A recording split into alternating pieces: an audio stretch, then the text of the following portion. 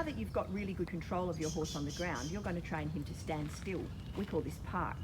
Park's a really useful thing to train because it teaches the horse to always wait for your signal before moving.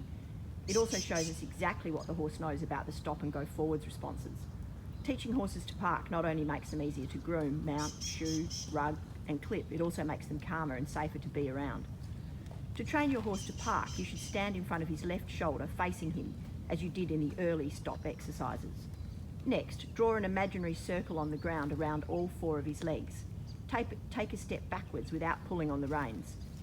If he steps forward out of the imaginary circle, correct him by saying back, then step him back to where he started and reward him for standing still with a scratch on the neck.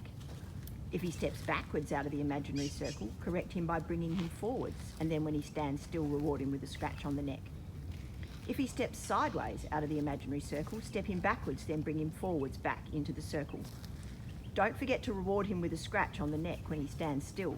Continue to do this until you can step to the end of the reins without him following you. Reward him with scratches as often as possible when he stands still, as it will help to learn what it is that you want him to do more quickly. Next, move to the end of the reins and then take a step or 2 to the left. If he walks out of the imaginary circle, correct him as you did before. If he finds it hard to learn this stage, try taking just 1 small step to begin with. Once you've mastered steps to the left, try taking steps to the right. Keep practicing until you can walk a little semicircle at the end of the reins, almost as if your horse was lunging you.